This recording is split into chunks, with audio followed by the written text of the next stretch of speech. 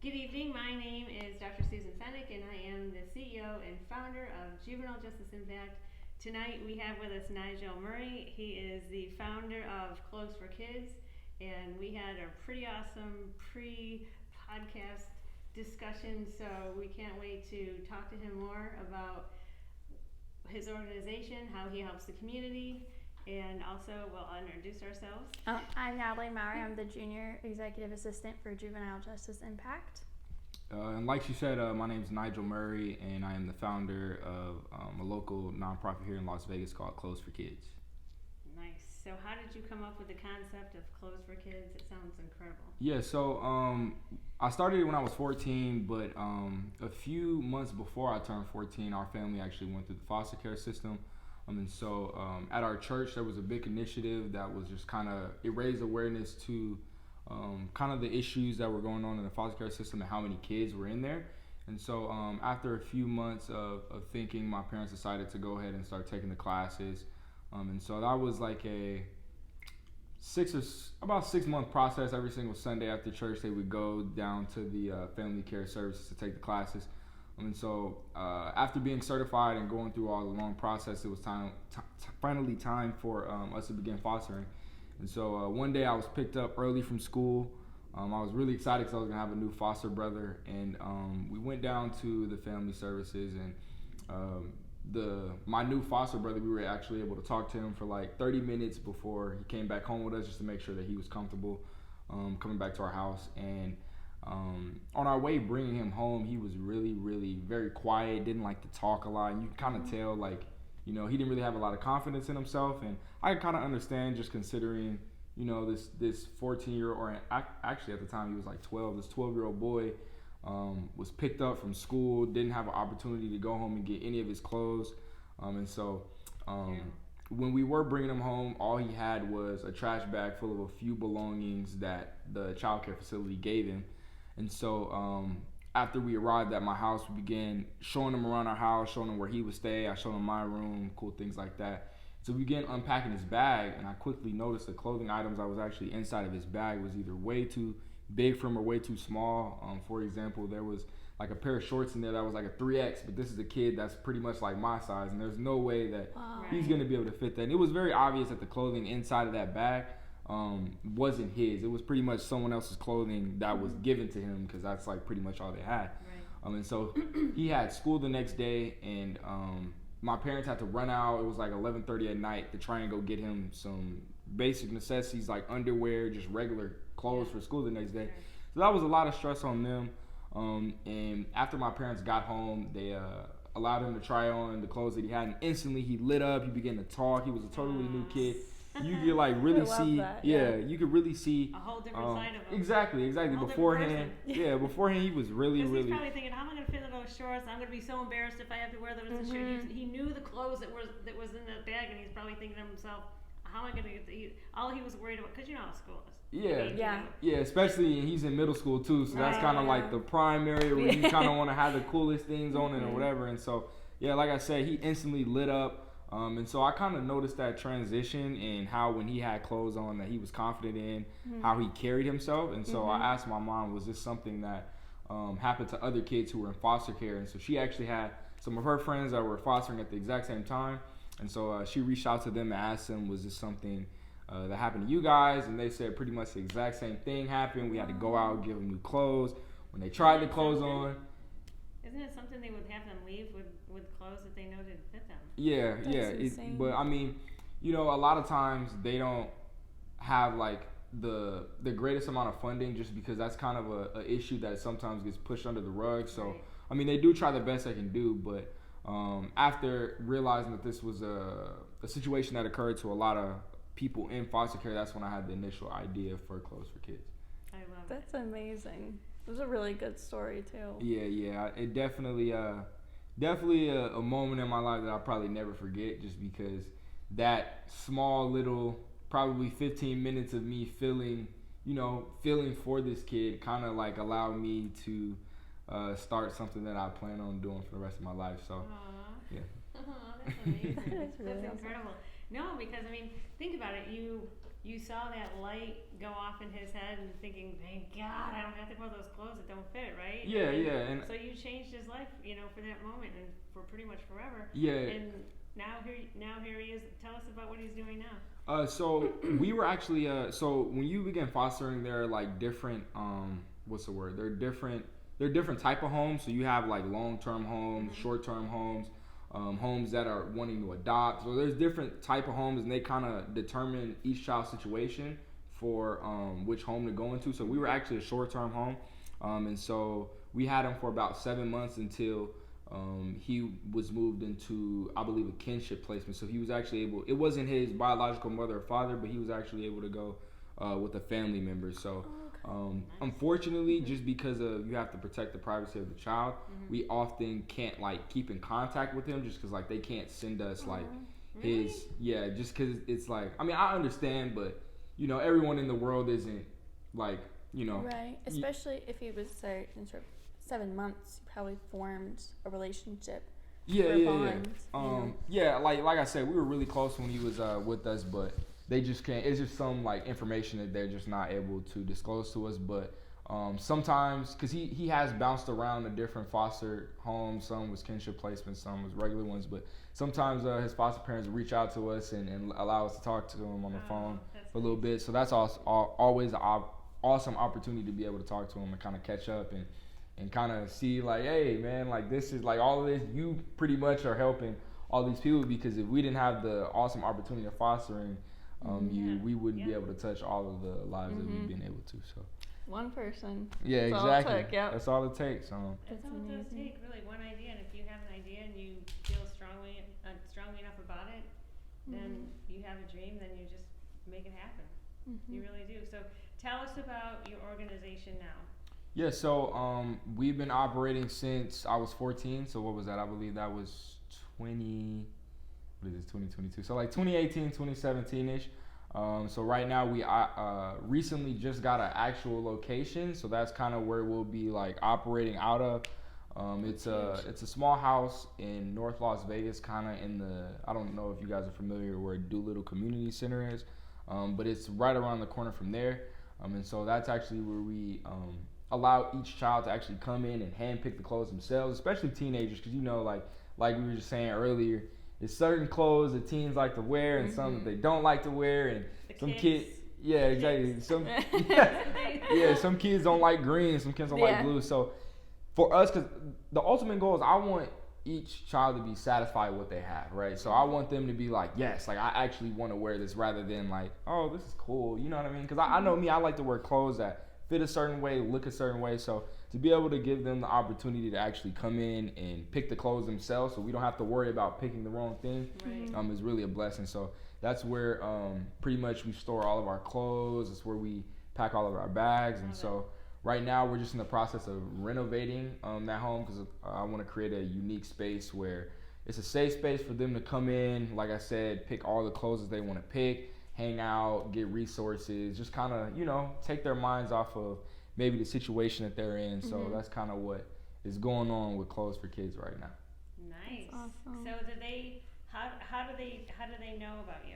Yeah, so we're partnered with the Family Care Service. So whenever a child is dispatched to a foster home, they'll give our information to that family as a resource. So as well as there are also other, like, we have our business cards like in different businesses and things like that, but for the majority part, it's the caseworker gives them our information, because a lot of times everybody doesn't always know about what's going on. So the caseworker most of the time just gives them our information, and then they reach out to us with how many kids they have, what size, and then from there we kind of get them connected with the clothes and stuff like that. And where do you get the clothes? So we either buy the clothes ourselves with the monetary donations that we receive from our supporters, or the supporters actually buy the clothes themselves. So local people here will go to Walmart, or if they see some clothes on sale, they'll just buy all of them and then drop them off at our location. Nice. Or people that don't live here just shop online and have it sent directly to us. So those are kind of the two ways that we get most of our clothes. Wow, that's amazing. Yeah, it's pretty cool, especially when we just go to the facility and see like 6 boxes stacked taller than me, just full of brand new clothes. It's always really exciting. So I would love to come and take a tour. yeah, absolutely. Right. One day, I mean, whenever you guys are free, just let me know. That would be awesome. But yeah, going back to like your story where he felt more confident in the clothes that he was in. That's why like this is awesome, because I mean, for me personally, like if I have something on that I'm not like comfortable in, I don't feel confident, and that's so big, especially if they're in middle school and high school. That's like huge. Yeah, and I feel like that's such kind of a transition age. Yeah. exactly. I was just gonna say that's kind of like one of those critical ages where it's like this is where you're gonna this is where you're like shaping yourself. So like if you go into this not feeling confident, it's a possibility that this might stick with you and you might not ever feel confident. So yeah, it's just really important for me to try and give them choices, because a lot of times these kids don't have choices. For instance, my foster brother, for example, he didn't have a choice to be in the situation that he was in. He didn't have a choice to go home and pack any of his clothes. He didn't have a choice to grab one of his comfort items. He didn't have any of these choices. So the least I can do is at least provide them with the choice of clothes, because that's really important. And that's kind of clothes is like an expression of yourself. That's why people dress differently, you know what I mean? Yeah. So I think that's very, very important. That is amazing. Yep, that's awesome. Well, I think what would be great is we just had a meeting earlier this morning, and with a lot of companies that work with foster care kids, and the timing's everything. Seriously, I mean, if let's just flip over to this other page here, we have a whole list of facilities or organizations, I should say, that work with foster care kids. And these are some of the topics that we were talking about earlier this afternoon, I should say. And I think it would be wonderful if we could definitely have you come to the next meeting, tell everyone about the amazing work that you're doing in our community for the foster care kids. And we can also, when we have next to one of our workshops, come and tell everyone what you have, what you're doing, why you do it, how you do it, where you're located, and everything. And just, I mean, your story is just so special. It really is.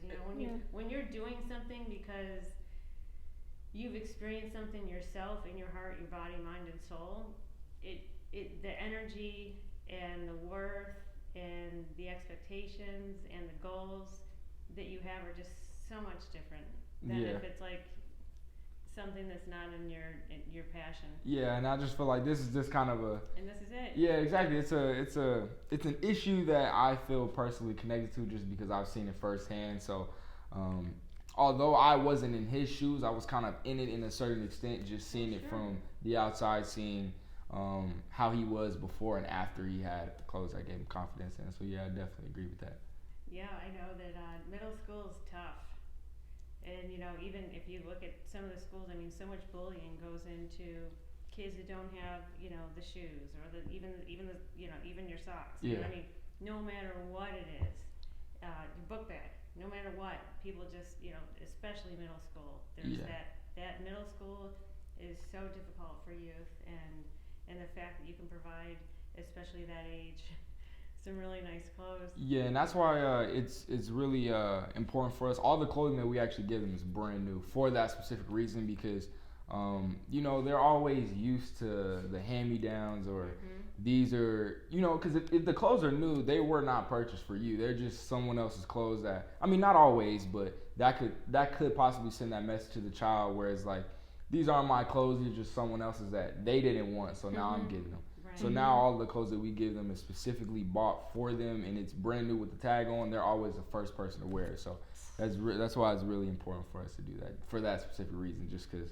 like you said, that middle school, high school era, it's kind of, make or break. So it's I really remember important. having something, I'm like, oh my God, what am I going to wear? Yeah. It's like, okay, I got a test, but hold on, I got to figure out what I'm going to wear. Yeah, right, exactly. Good, go walk it in, right? Exactly. It's so much about it. It's unfortunately that has so much to do with how you get through. Yeah, and I mean, it, just like we were saying, I mean, kids aren't nice, right? So it's like, if kids see you and you don't have the whatever is in the trend, you could kind of, face some bullying or face some discrimination in different type of ways. So I mean, I don't think it's right, but honestly, it's probably something that's not really gonna go away. It's just it is what it is. So Clothes for Kids just tries our best to provide them with cool clothes that they want to wear. So so you're helping them physically, but also like kind of psychologically. Of course. Yeah, like I said, it just gives you confidence, and everybody's confidence comes from different clothing. So it could be, some people's confidence could be, oh, I only want to wear Nike, or some people's confidence could be, oh, I only want to wear this certain color. So that's why we try and give them choices and brands, colors, styles, it's all of that. So that was amazing. Well, this has been incredibly informative. Anyway, so tell us a little bit about yourself. What do you do in your spare time? You got this really cool car outside. So I'm currently 18 years old, and I go to UNLV, majoring in business marketing. I want to eventually, I definitely want to do Clothes for Kids for the rest of my life. That's definitely not going anywhere. But I also want to have a digital marketing agency where I can provide the services of marketing to different firms and things like that. As well as that actually also goes hand in hand with Clothes for Kids, because I'll be able to use that knowledge to raise more awareness. As well as I'm kind of into like social media, so brands will send me like clothing items and things like that to post on my different social media pages, so like TikTok or Instagram. So that's kind of what I'm kind of into, fashion, which is kind of ironic considering Clothes for Kids and I give clothes. But yeah, I mean, that's pretty much my life. Pretty much is made up of Clothes for Kids and school right now. So I went to Nevada State High School, so I'll actually only have one more year. I'm a freshman at UNLV, but I only have one more year until I graduate, because I was able to graduate with an associate's degree because of Nevada State High School, which is like a dual credit program that allowed me to take college courses. So I'm just kind of excited to graduate. Can't wait till it's over. But yeah, I mean, it's not too exciting, but I mean, not too exciting. I graduate next year. And you're 18. That's amazing. It's just, just filling some time. Well, I would love to definitely come and take a tour. I think we all should. Yeah, absolutely. Come and take a tour, and definitely I would love to invite you to our workshop that we have coming up at the end of the month called Healthy Minds. And a lot of the program directors or the people that are running the programs have a lot to do with the foster kids and a lot of at-risk and underserved youth as well. That you would just be an incredible resource. Oh yeah. So we'll definitely connect you and link you up, and I can introduce you to some really wonderful community leaders that are working with the population in which you serve. Yeah, absolutely. One of the things that Clothes for Kids, one of our little slogans, is it takes a village to raise these children. So anybody that we can potentially partner with to reach more children, I'm definitely always 100% down for that. So really excited. Okay, it's official. And that's a wrap. Well, definitely. Tell everyone how they can get a hold of you, reach you, your location, your website, your phone number, everything. Yeah, so it's our social media pages are Clothes for Kids LV, so that's KLOTHES, the number 4, and then kids, KIDS LV, and then our website is clothesforkids.org. And that's some of the ways you can get and reach with us. On our website, there's a contact us form where you can just put in your name, number, information, and ask us any question that you have. Or, so that's pretty much the best way to get in contact with us. I'm so proud of you. Thank you so much. I appreciate it. And you can get a hold of us at Juvenile Justice Impact at 1-888-JJI-0010, or you can check us out at www.impactjji.com. Thank you so much for your time. Thank you so much for your time. Oh, and thank you you for letting the world know what an incredibly awesome organization you have. I'm so proud of you, and we're going to keep it going and make sure that we can get a lot of people over to come to your company and get the help that they need. And I feel like this is going to be a really, really nice collaboration between all of us. I think so too. Yeah, awesome. I'm really excited. Really excited.